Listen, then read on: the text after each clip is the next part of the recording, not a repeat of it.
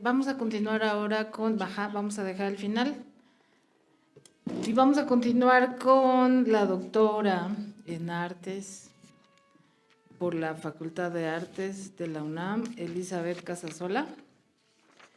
Es doctora en artes visuales por el posgrado de Artes y Diseño de la Universidad Nacional Autónoma de México. Tutora en Página en Blanco, realizó 2 estancias de investigación de doctorado en la Universidad Complutense de Madrid, Máster Foto España en Fotografía, Teorías y Proyectos Artísticos, maestra en Artes Visuales por la Facultad de Artes y Diseño de la UNAM. Dirigió la muestra y concurso de cortometraje en la Zona Centro, Fondo Regional de la Cultura y las Artes de la Zona Centro y Secretaría de la Cultura del Estado de México. Cursó el seminario en producción fotográfica del Centro de la Imagen. Su trabajo visual se ha exhibido en México, Argentina, Perú, Colombia, Chile, Italia, Alemania, Portugal, España, Japón, Australia y Nueva Zelanda. Premios, mención honorífica en su tesis, Talento Latinoamérica, mejor proyecto de Mujer LATAM en 2023 en Festival de Bogotá. Mención en Lens Culture en 23, primer lugar de fotografía en Festival Internacional de la Imagen, FINI. Es una ganadora de FINI, 2 veces, bueno. Y bueno, tiene mención honorífica en Tokio, tiene muchas cosas. Entonces, lo vamos a dejar hasta ahí porque si no se le acaba el tiempo. Entonces, bueno, vamos a escuchar a la doctora Elizabeth Casasola.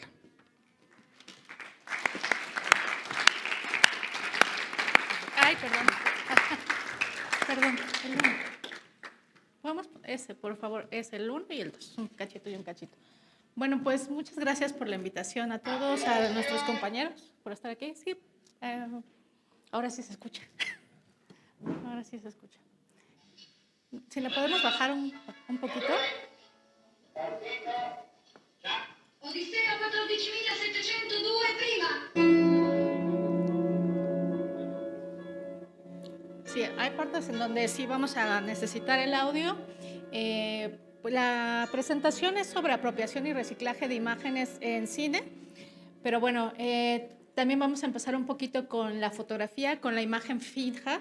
Mi doctorado fue justamente una investigación sobre apropiación de imágenes recicladas y apropiadas. Bueno, en la imagen fija ya no me daba tiempo en los 4 años trabajar completamente en cine, pero bueno, esto es parte de lo importante que quiero decir, ¿no? La parte del poder de la imagen, a veces pensamos que hay imágenes que vemos todo el día, como ahorita decía el doctor, imágenes comunes de las noticias, imágenes que vemos en las caricaturas, las novelas, ¿no? Esas del Canal 2 o etcétera, que de repente pasamos o dejamos por visto, pero que hay una cosa que está ahí difusa, que sin embargo tiene un poder, ¿no? Y que para quienes han visto la Nouvelle Vague o el resto de películas que hizo Godard, hemos visto que hay, a partir del montaje, cierta información que hemos dejado de lado en estas imágenes, que si bien colocamos en otro lado, bueno, pues van a ser una forma de hacer historia en mayúscula, ¿no? No solo esa, bueno, de distintas historias, ¿no? Y bueno, a ver, vamos a ver. Porque aparte lo quise hacer en cine, ¿no? Hay unas primeras imágenes que nosotros nos empezamos como a apropiar, a hacer como montajes desde el error, ¿no? En la fotografía fija, ¿no? Yo pongo estas fotografías que estaban sucios los vidrios en los que se hacían, porque se reciclaban los vidrios, y de repente aparecían imágenes fantasmales por ahí atrás. Por ejemplo, aquí vemos a uno de los fotógrafos, que es William Humler, que tiene como unas imágenes ahí que eran estas sesiones espiritistas que se hacían, y luego empezaron a hacer fotomontajes donde se hacían como a partir de aquí en esta imagen está a partir hecha de 5 vidrios, ¿no? Aquí, como lo que ahora hacemos en Photoshop, que hacemos como esta acumulación de imágenes, en este colodión pues tenemos como estas 5 formas que nosotros ahorita la veríamos y pues diríamos cómo fue posible, ¿no? Pero el verdadero montaje como tal, que ya o como collage, lo empezamos a ver con los dadaístas, y con esta palabra que ellos se conocían como montadores, ¿no? Sobre todo por el aspecto de la fábrica o de esta forma industrial en la que se estaba produciendo en ese momento, ¿no? Pero también aquí hay una forma en la que se empieza a cambiar las cosas. No estamos produciendo a partir solamente de la pintura o tal, sino que empezamos a tomar imágenes que ya están en el mundo, que ya están por ahí, para nosotros hacer una serie de mensajes, ¿no? Mensajes políticos, sobre todo en ese momento histórico, en el intento de guerra que hubo ahí de Revolución Alemana en el 19, y la Primera Guerra Mundial y a la Segunda Guerra Mundial, estos montadores dadaístas empezaban a hacer esta serie de imágenes. Y justamente en esta Revolución Alemana se hacían ciertos montajes a partir de las imágenes de periódicos, ¿no? Aquí durante ese momentito que ocurrió la revolución, pues también no solamente el periódico era una forma de luchar a partir de la apropiación y reciclaje de imágenes, sino que también el periódico era una forma de hacer barricadas, ¿no? En el momento de la lucha. En esas pequeñas imágenes que empezaban a salir por ahí, pues ya veíamos también un poco de eso que empezaba a pasar por ahí, como algunos importantes revolucionarios muertos en la lucha, en el teatro, ¿no? Sobre todo también. Aquí ya empezamos a ver una mezcla de artes también que están sucediendo en ese mismo momento, la literatura y también eso. Y, por ejemplo, esta también que es como a partir de un periódico, que el que está este montaje, a partir de un periódico que estaba en contra de ellos, etcétera. Luego ya más adelante, otros autores como Renaud o Andy Warhol, que trabajan a partir del fotomontaje y sobre todo con imágenes que son como muy conocidas, ¿no? En esta, la Coca-Cola, la guerra, las explosiones, los hot dogs, incluso como la silla eléctrica, ¿no? Justo como para hacer tomar imágenes que son como muy comunes, pero también hacer una crítica revolucionaria a lo que estaba ocurriendo en Estados Unidos, en Europa, en la España de la dictadura. Y bueno, sobre todo estas imágenes que ya están ahí existiendo, que están hablando de la vida que está ocurriendo, del estilo de vida estadounidense, pero que también está afectando a otros países, ¿no? Por ejemplo, aquí también ya vemos un proyecto que se hace a partir de la visita de Andy Warhol a alguna de sus exposiciones, y que se retoma como esta imagen también como producto de la mercadotecnia, y que se empieza a ver como por ahí un poquito difusa, ¿no? Y que ahorita vamos a hablar también de eso. Hay, en esta parte de la adopción y reciclaje de imágenes, el investigador Joan Foncuberta y también artista habla de la adopción de las imágenes, ¿no? Porque siempre me dicen, ¿y pagas por la imagen? Pues Foncuberta habla de esta adopción de las imágenes donde sí se le da una tutela a la otra persona y se hace un pago hacia quien te la dio. Y también está como este tono económico de retribución y dices de dónde viene, ¿no? Un ejemplo que vamos a ver aquí es la exposición Fotografía y Aire, que ocurrió en el 2019 en España, donde este acumulador de imágenes que empieza a comprar hace un proceso de investigación donde empieza a ver qué imágenes hablan sobre aire y las empieza a dirigir hacia un cierto lugar, ¿no? Y en esta acumulación, bueno, se hace como, sí, una adopción de la imagen, sí estamos hablando de que está comprada, que está siendo, y que para qué está siendo utilizada. Hay otros que solamente retomamos la imagen y que le otorgamos un nuevo valor, una restitución. Cuando nosotros realmente vamos y adoptamos a un niño, no vamos y decimos, ay, sí, ahora te voy a restituir otro nombre, ¿no? Un nuevo futuro, que realmente era lo que ocurría en el Renacimiento. Dejaban a los niños afuera del hospicio y era encontrar un nuevo horizonte, ¿no? Y cortando el lazo del pasado, ¿no? Aquí vemos el caso de la fotografía y aire de Patrick Pound, donde todas las imágenes están dirigidas del aire hacia un lado, ¿no? Los aviones, las velas y todo esto. Y bueno, aquí es un poquito de la proyección de este renacimiento a partir del Pórtico de los Inocentes, que siempre habla de una nueva vida y de un desanclar que va hacia adelante, ¿no? Que yo creería que desde ahí podemos hacer un renacimiento de las imágenes para un remontaje histórico de estas imágenes, ¿no? Una nueva perspectiva y no seguir diciendo esto es lo mismo, ¿no? Sino que darle un nuevo entendimiento a la imagen. A ver si podemos adelantar un poquito, porque me voy muy rápido siempre. Allí, por fin. Otros teóricos como Sema da Costa habla sobre recolectar y manipular imágenes, ¿no?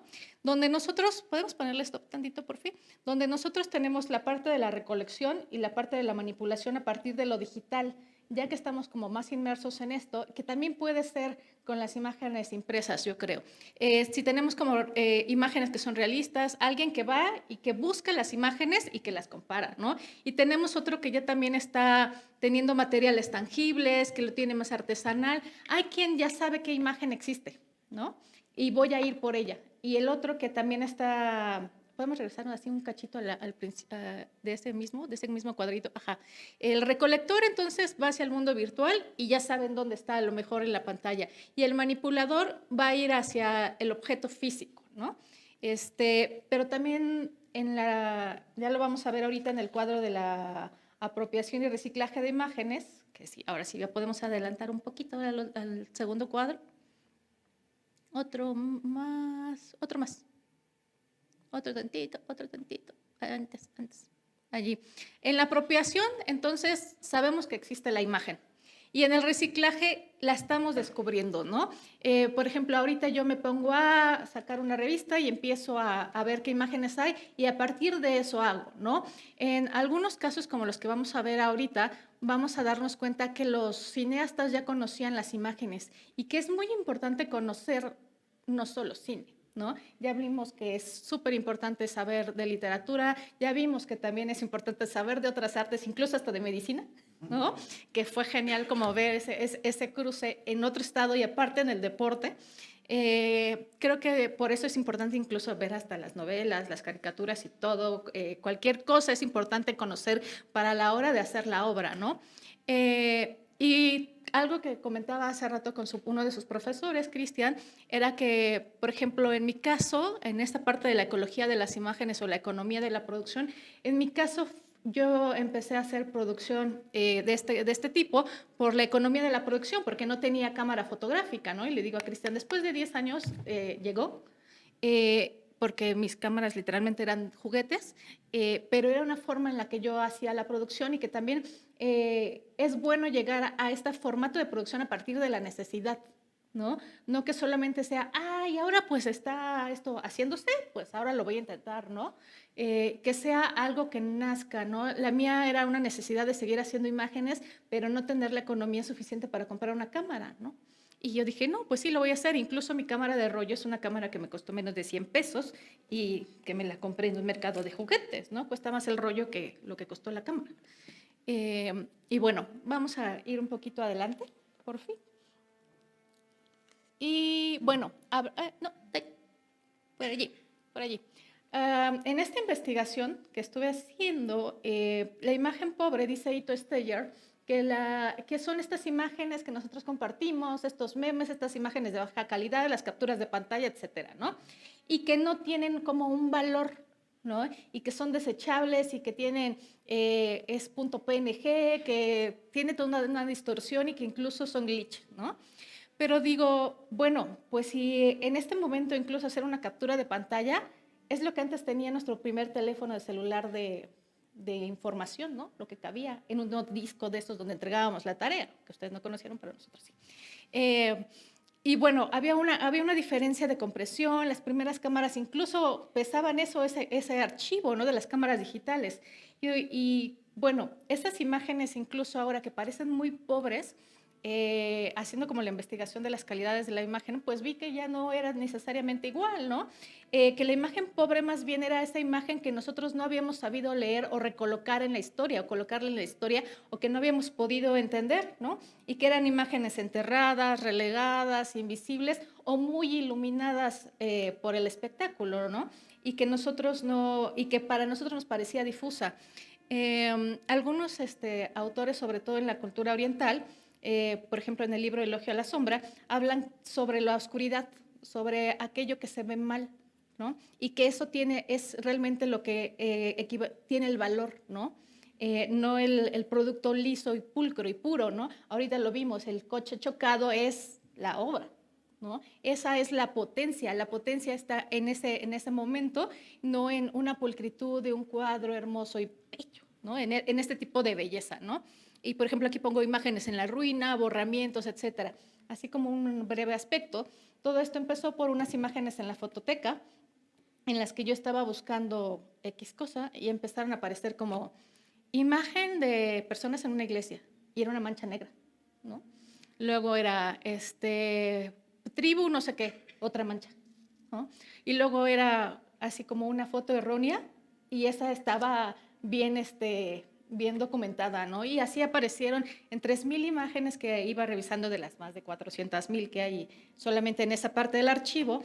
Había varias imágenes que habían sido relegadas o que se habían como puesto difusas y que no eran como bien retomadas dentro del archivo Casasola, cuando realmente de ese archivo de 400,000 imágenes conocemos a la soldadera, ¿no? Y nada más. Vamos adelante, por fin. Uno de los primeros proyectos que a mí me interesa mucho, oye, es que tengo que apretar aquí, es el proyecto de Harun Farokhi, Mujeres de Argelia. Empezamos como por imagen fija. Un día está la guerra, está existiendo ahí, y un señor dice, ¡ay, traigo una cámara! Vamos a hacer fotos de todas las mujeres que están aquí, ¿no? Las mujeres usaban un hike, o sea, que están tapadas, están cubiertas y solamente se ve un pedacito de su rostro, ¿no? Y entonces este militar, pues que traía su cámara como de juguete también, pues empieza a hacer fotografías de identificación de mujeres que no habían sido vistas más que por su familia, ¿no? Y para ellas está haciendo como un atentado lo que están haciendo. Solamente a una de todas esas mujeres no se le hace la imagen porque está enferma, ¿no? Todas son como fotografías de identificación. Y no, nos regresamos por fin, allí, por allí. Y todas están descubiertas, ¿no? Y bueno, pues este fotógrafo Mark Garanger después pide disculpas, etcétera, etcétera. Pero llega Harun Farokhi en esta película que es Imágenes del Mundo, Inscripciones de Guerra. Él hace un intento de restitución de la imagen, de ese ocultamiento a partir de unos movimientos muy simples que vamos a ver aquí adelante, que es volver a cubrir el rostro con sus manos. No es el único autor que hace esto. Hay un autor chileno que en este caso habla como de la dictadura y de cómo se desaparece su hermano, donde él dice que él no puede ver, no puede escuchar y no puede hablar. En este caso hace casi los mismos movimientos, pero para restituir el ocultamiento de estas mujeres, ¿no? Y a ver si lo podemos ver aquí adelantito. Aquí es como un juego básico como de esta restitución.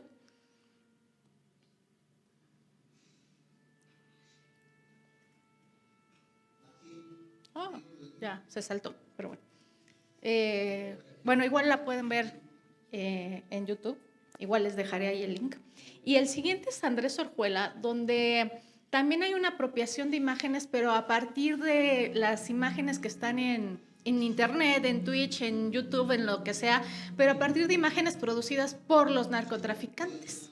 Que ya ocupan esto como un medio de comunicación, ¿no? Pero a veces la imagen es tan fuerte y que no nos podemos hacer cargo de ella, que en este caso se ocupa el sonido, que también es algo que nosotros hacemos en cine, ¿no? En lo audiovisual y que también es textual, ¿no? Que es como transcribir esta información de lo que está ocurriendo en este momento en el que están como intentando sacar la información a alguien, ¿no? Que es también demasiado fuerte. Hay una parte de la estetización de la violencia en todo el mundo realmente, ¿no? Ya lo habíamos visto desde las Torres Gemelas, que fue como también el boom de las imágenes digitales a partir de imágenes de baja resolución y que llegaron también al mundo del arte. Y bueno, ahora básicamente también ocupamos este tipo de información. En el siguiente vuelvo a hablar como del sonido, no tanto, pero sí avanzamos un poquito. Tirirín, tirirín, tirirín. Ah, aquí. Y bueno, este es uno de los más recientes. Pues a Estados Unidos se le ocurrió pelearse con España porque no lo dejaron salir sus tropas desde ahí para atacar junto con Israel. Y bueno, pues agarró la canción más popular de España, que es la Macarena. A ustedes no les tocó, pero era BTS, era nada, ¿no? La Macarena la bailamos todos cuando éramos niños. Nos obligaron. Y bueno, es como así como la Iglesia Católica de España, así literalmente la Macarena es como todo. Y la tomaron para, como una forma de presión, ¿no? También, ¿no? Y aparte la imagen es como si fuera como un juego, ¿no? Esta puesta en escena de que lo que están haciendo está súper chido, estamos haciéndolo muy bien, miren, nos estamos divirtiendo, etcétera, ¿no?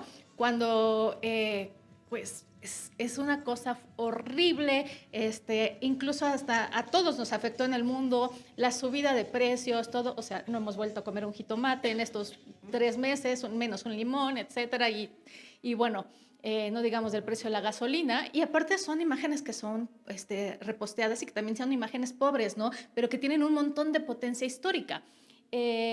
Luego tenemos a María Curcuota, en esta serie de preludios, muy hablando también como en imágenes fijas, hablando de imágenes en movimiento, imágenes recuperadas del cine italiano, del cine griego, como de su época de oro, y que ahora están hablando como de estos otros nuevos lugares o de desde donde conocemos a nuestra cultura, ¿no? Que también podrían caber muy bien aquí, pero también hace como unos juegos audiovisuales como los de Mubrich, ¿no? Que son estos principios del movimiento de la imagen, cómo se empieza a jugar, cómo se empieza también a conocer los movimientos del cuerpo humano y del animal, ¿no? Porque al final ese tipo de imágenes o ese tipo de descubrimientos también llevaron mucho a los nazis a saber cómo nosotros trabajábamos o cómo nos movíamos, ¿no? Y siempre son como estos movimientos fragmentados, reelaborados y a veces súper, súper lentos, ¿no? De repente hay como parece que hay errores, ¿no? Y que esos errores son como una forma también de nosotros volver a ver lentamente, porque estamos acostumbrados a ver ese movimiento como el de la Macarena, ¿no? Que todo es tan rápido que si vemos esto así hasta parece que ya se nos fue el internet, ¿no? No estamos acostumbrados a ver con esa lentitud tampoco y que también es esa como imagen como borrosa, imagen que se va por ahí, que no es fina, ¿no?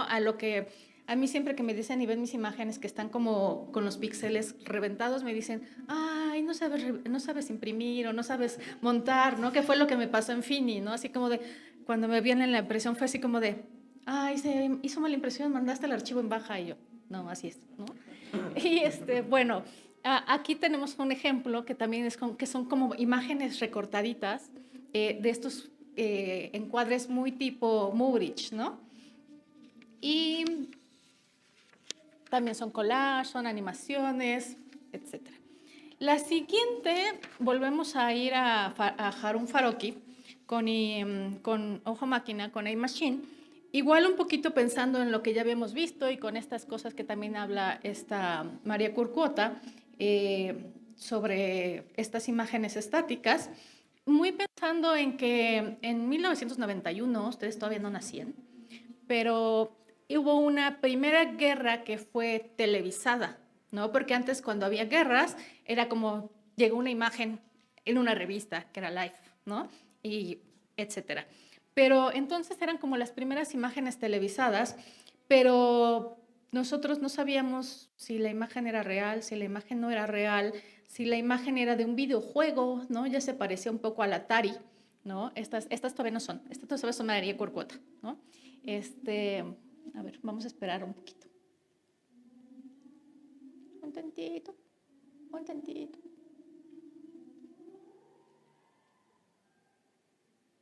Aquí, ¿no? Y siempre son como esta división de las imágenes, estas imágenes bélicas, y aparte veíamos que eran como los primeros drones, pero es que la bala caía con todo y la cámara, Había, al principio en la fotografía, también cuando hacían fotografía aérea, lanzaban el rollo con todo y el globo y ahí tenían que ver si lo recuperaban, ¿no? Y estas eran como las imágenes que nosotros teníamos, que ya tienen como esta estética de cámara de vigilancia, ¿no? Y es lo que empieza a recuperar otra vez Harun Farocki para hablar de qué es lo que ocurría en ese momento, ¿no? La imagen genuina o si la imagen era a partir de un montaje digital para contarnos qué estaba pasando en ese momento en la guerra del Golfo, ¿no? Pero, ¿qué pasa con en estos casos que ya hemos visto? Siempre hay como una situación política en la que estamos hablando, ¿no? Siempre hay una toma de posición, diría George D.D. Huberman, en la que el autor artista está tomando una posición frente a las imágenes que están existiendo. Hay un montaje, al ser este encuadre, al ser esta forma de presentar las imágenes en lo que estaba ocurriendo, ¿no? Aquí ya también vemos imágenes que son como de la vida diaria, en las que empezamos a ver el cierto control que empezaba a existir desde esos momentos en las imágenes que están como de videovigilancia sobre todo, ¿no? Por eso esta serie de películas se llama Ojo Máquina. Y,